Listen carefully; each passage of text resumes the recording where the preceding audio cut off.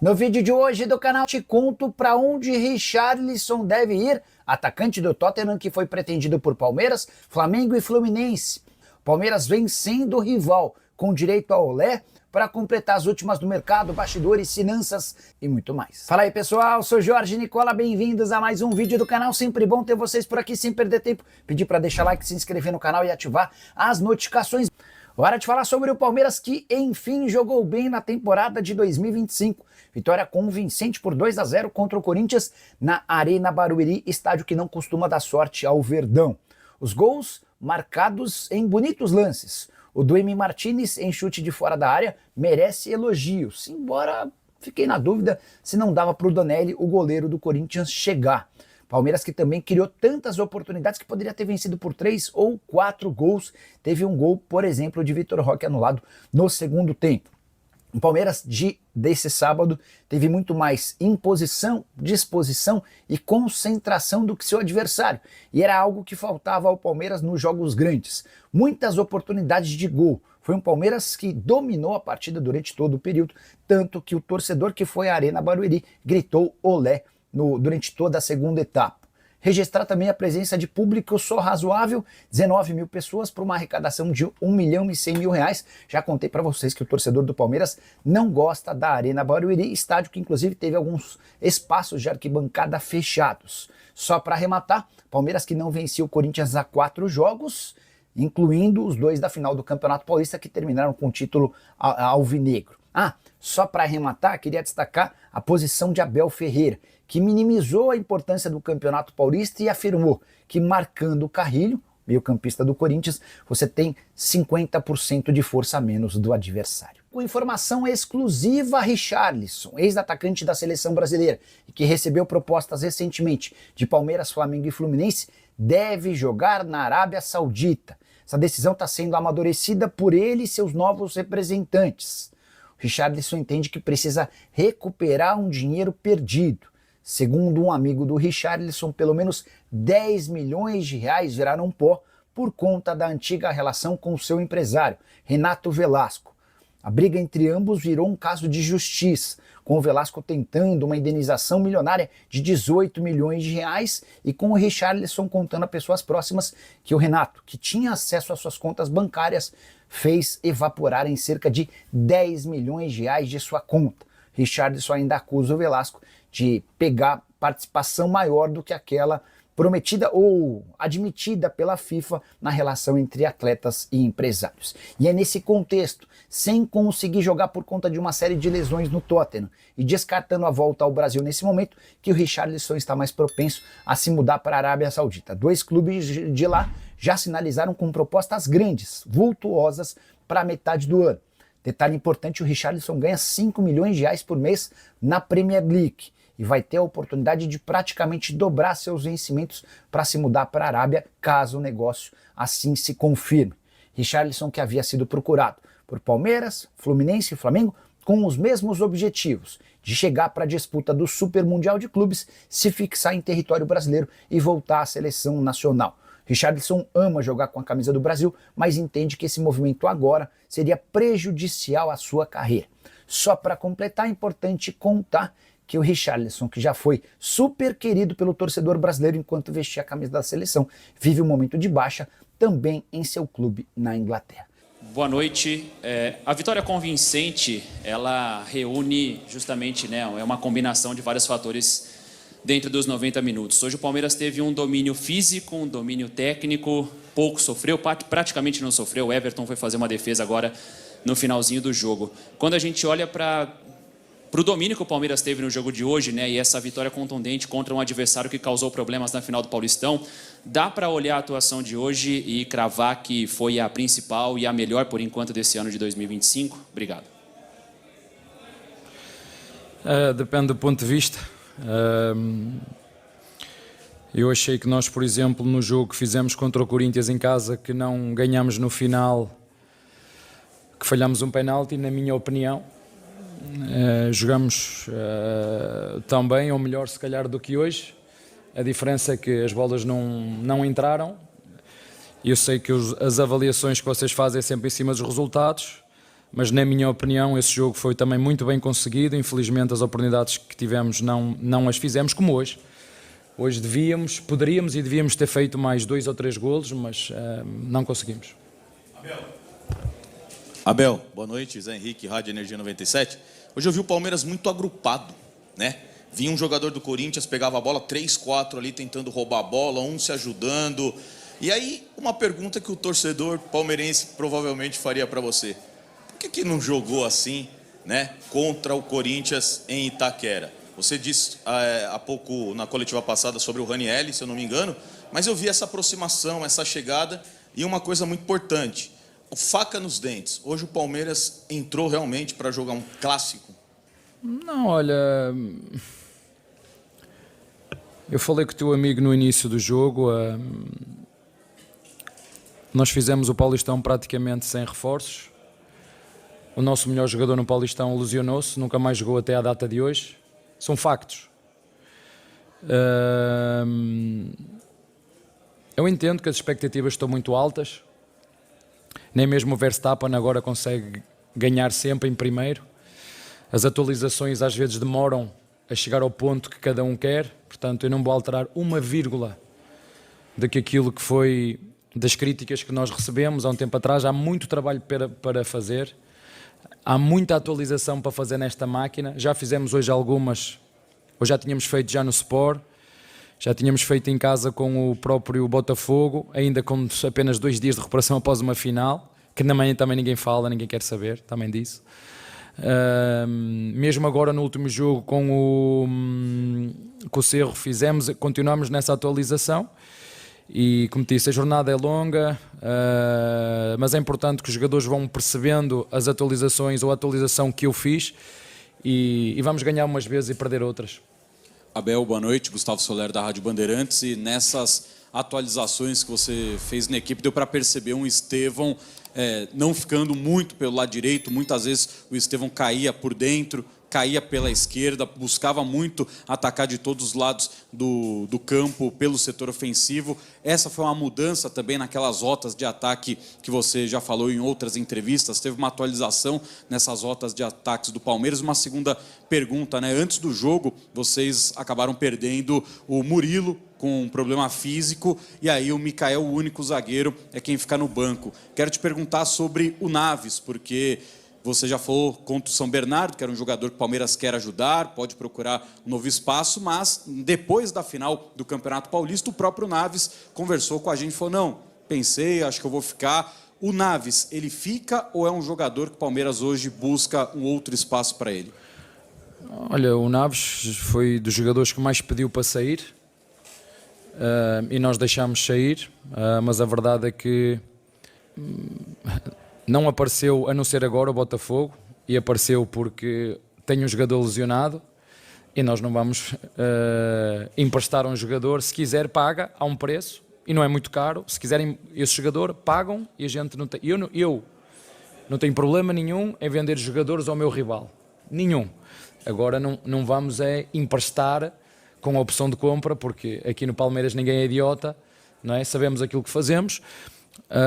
Como eu te disse, o Naves pediu muito para sair, nós sim senhor, houve uma outra abordagem, mas nada de concreto, ficámos à espera que o empresário trouxesse algo de concreto, não trouxe nada, como tu disseste, é nosso jogador, infelizmente hoje, como tu disseste muito bem, o Murilo lesionou-se, como tu disseste muito bem, apesar de ter pedido muito para ir embora, jogou muito no Paulistão, inclusive entrou na final, como tu sabes, portanto, a concorrência ela é forte para todos e ele faz parte do grupo.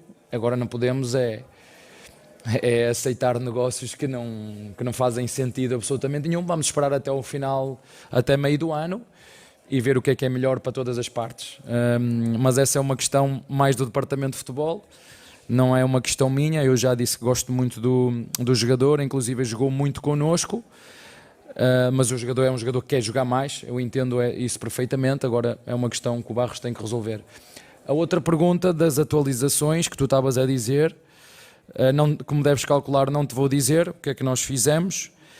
E a segunda pergunta, e reforçando ainda isso, o Estevão jogou exatamente igual que nós jogámos hoje no primeiro jogo que fizemos com o Corinthians, que falhámos o penalti no último minuto. Exatamente igual. Qual foi a diferença? Hoje conseguimos fazer 2 golos. E por incrível que pareça, 2 golaços, né? Fora da área. E às vezes aqueles que são dentro da área facinho para fazer, às vezes não conseguimos fazer. Mas é bom que os nossos jogadores entendam que as equipas cada vez que jogam com o Palmeiras jogam muito retrancadas, como foi 23 remates contra 2 ou 3 deste mesmo rival em nossa casa, e nós não conseguimos furar aquela linha, se calhar muito por culpa destes remates exteriores, e esta é uma das armas que nós temos que ter, para além dos cruzamentos, para além das combinações, para além das viradas de flanco. Equipas que jogam tão baixas e tão cerradas, temos que usar e bem os remates exteriores, porque já o sofremos, por exemplo, quando fomos jogar no primeiro jogo da Libertadores, 2 golaços. É uma das armas que temos, e fico feliz por os jogadores ouvirem o que o treinador lhes diz, e mais do que tudo, nós só fazemos golos se chutarmos no golo, e são 2 jogadores que têm essas características, e espero que continuem a arriscar. Edson Rufino, 105 FM. Hoje foi o 4º jogo envolvendo Palmeiras e Corinthians. Eu queria saber, se você puder falar, a respeito da preleção. Foi muito diferente dos jogos anteriores, porque o Palmeiras esteve em campo, encarou o jogo como se fosse uma final de campeonato. Não,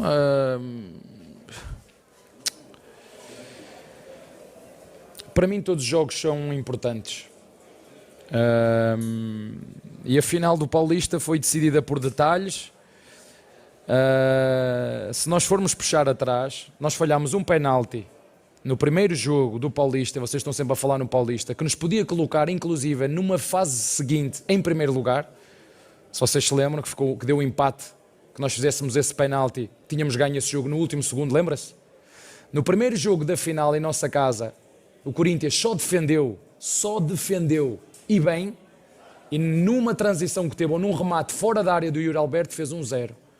E em casa deles, podemos ter empatado a eliminatória. O que é que aconteceu? Sabe-me dizer? O que é que aconteceu? Falhámos um penalti. Então, temos que aceitar. Eu não mudo o meu discurso em função se ganho ou se perco. Fico contente quando ganho e fico puto quando perco. E isso eu não vou mudar. Eu sou assim, não vou mudar. Odeio perder. Amo ganhar. Isto sou eu. Isto eu não vou mudar. Entende? Portanto, o Corinthians é um dos rivais que nós temos ao longo deste ano. E esta prova é para somar pontos. Seja contra quem for. Para mim é igual. Mas o Corinthians, isso é para vocês, para os nossos torcedores. Para mim é um adversário que nós temos que ganhar. Eu não mudo a minha filosofia, nem a minha postura, seja com o Corinthians, porque nos ganhou a final. Para mim já passou. E já disse à Presidente o que é que eu penso do Paulista. Já disse à minha Presidente o que é que eu penso desse campeonato. Já lhe disse e digo-lhe as vezes que forem precisas. E se vocês forem atrás e puxarem uma fala minha, eu falei o que é que significava o Paulista para mim, para a nossa equipa e para outras equipas. E o que nós hoje fizemos é o que nós temos que fazer. É entrar fortes no jogo, é melhorar as nossas dinâmicas, é enganar o adversário como hoje enganamos, que estava à espera de uma coisa e nós fizemos outra, e conseguimos-lhe tapar um jogador que é fundamental nesta equipa. As equipas que conseguir bloquear o Carrilho, bloqueiam 50% do jogo ofensivo do nosso adversário. E nós hoje tínhamos, de facto, gatilhos para bloquear esse jogador, que foi o jogador que, quer em casa, quer fora, mesmo em casa, não tendo muita bola, porque não tiveram a bola em casa, mas foi o jogador que mais criou do nosso adversário. Portanto, umas vezes ganhamos, outras aprendemos, e quando perdemos com o Corinthians aprendemos, e foi isso que fizemos hoje. Pena, como te disse, de ter sido só, o resultado acaba por ser muito curto por aquilo que foi a produção da nossa equipa. Devíamos e poderíamos ter feito mais 2 ou 3 golos. Aliás, fizemos. Boa noite, Abel. João Quer do Verdazo. Abel, no último jogo você perdeu o Veiga, que era uma peça muito importante para o seu time, era titular, jogava por dentro, e imediatamente você colocou o Felipe Anderson para jogo. E, diferentemente das últimas vezes que ele entrou, ele jogou pela direita e o Estevão mais por dentro.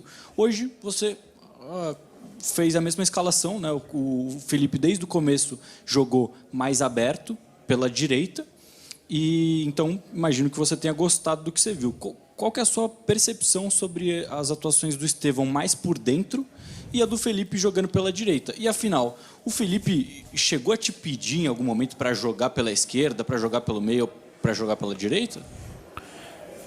Olha, eu falo sempre muito com os jogadores para perceber quais são as posições que eles mais gostam.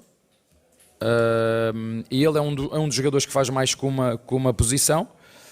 Mas tu sabes quem é que tem jogado à esquerda como 7, à direita como 7? Sim. Não. Antes dele. Só que nós temos 2 10. Quem são os nossos 2 10? Veiga e Maurício. Onde é que eles estão? Lesionados. Pronto. E o treinador, felizmente, o treinador tem jogadores que fazem mais que uma posição. E quando esses jogadores não fazem, são desafiados pelo treinador a fazer outras posições. E 90% dos nossos jogadores são capazes de fazer mais do que uma posição. O Estevão faz mais do que uma posição, pode fazer de 11, pode fazer de 7 e pode fazer de segundo centroavante, como foi hoje, de 10. O Rios pode jogar à direita, pode jogar à esquerda, pode fechar o corredor por fora no lado direito. O próprio Maurício pode jogar, nós quando fomos contratar ao Internacional, ele jogava na posição 7, de fora para dentro. O Mike pode fazer de 7, pode fazer de 2. Hoje vocês viram o Paulinho, pode fazer de 11 e pode fazer de centroavante também. Entrou ele e o Flávio. Portanto, a minha sorte é que em função destas lesões todas que tu falaste, que foi, quando chegámos, Filipe Anderson não começou para a época. Teve problemas físicos. Depois foi o Gomes, depois foi o Rocha, depois foi o Maurício, depois foi o Lucas, hoje foi o Murilo. Ver se hoje, quando chegar lá dentro, não tem nenhuma novidade em relação àquilo que são os lesionados. E, portanto, é bom, e o Filipe também sabe que pode fazer bem aquela posição, 7, e a verdade, eu acho que sou melhor treinador do que vocês, porque eu sei que todos gostam de ser treinadores, mas eu acho que sou melhor do que vocês. E se o meti na posição 7 é porque acho que ele pode jogar na posição 7. Agora, quando eu tiver o elenco todo pronto, não vai ser fácil jogar na posição 7, né? Porque depois ainda tem 10, vai voltar para onde for preciso. Eu não faço aquilo, eu faço aquilo que é o melhor para o Palmeiras. É essa a minha intenção. Tudo aquilo que eu faço, aliás, já vos disse que tenho no meu gabinete uma frase que diz assim: em caso de dúvida, o que é melhor para a equipa? Eu não trato aqui de nenhum jogador. E volto a repetir, eu não vim para aqui para fazer amigos, nem amizades, nem com jornalistas, porque não faço amizades com jornalistas, nem amizades com ninguém. Eu vim para aqui para ganhar. Pagam-me para ganhar, para apresentar resultados. Que é isso que nós fazemos e eu só continuo aqui se apresentar resultados, porque se eu apresentar resultados, vou embora como todos os outros. 2 semanas depois do trauma no Paulistão, o Palmeiras entrou na Arena Barueri com sangue nos olhos e o grito entalado na garganta. E o que se viu foi um espetáculo de autoridade. Com direito a gritos de olé ecoando pelas arquibancadas, o Verdão atropelou o rival com 2-0 que poderia ter sido muito mais. Foi o primeiro encontro desde o título estadual dos caras, e a resposta veio na bola, com 2 golaços uruguaios logo no primeiro tempo. Piquerez abriu o placar com estilo, e logo depois Emiliano Martínez soltou um foguete para ampliar. O Corinthians mal viu a cor da bola. Passivo, apático e engolido pela intensidade alviverde. Era o Palmeiras jogando como campeão, resgatando sua confiança e mostrando que ainda é o time a ser batido no Brasil. A torcida, ferida da final, respondeu com festa. E assim, com técnica, raça e orgulho ferido, o Palmeiras deu a resposta que o torcedor esperava, vencendo com sobras e lavando a alma na bola.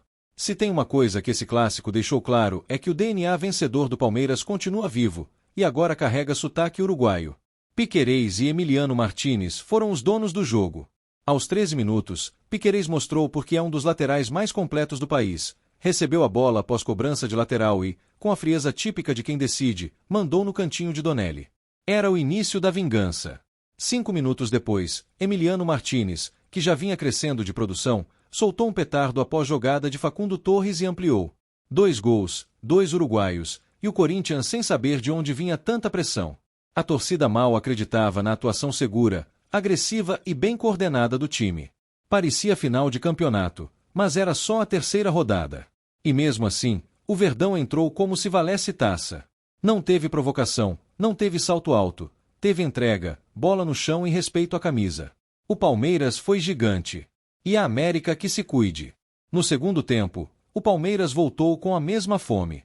Facundo Torres, logo no primeiro minuto, quase marcou o terceiro com um chutaço no travessão, após cruzamento de Richard Rios. Era pressão, era intensidade, era o retrato de um time que não aceita ser desacreditado. Vitor Roque ainda balançou as redes aos 22, mas o VAR anulou o lance por impedimento de Gomes. Mesmo assim, ficou claro, o menino está cada vez mais entrosado.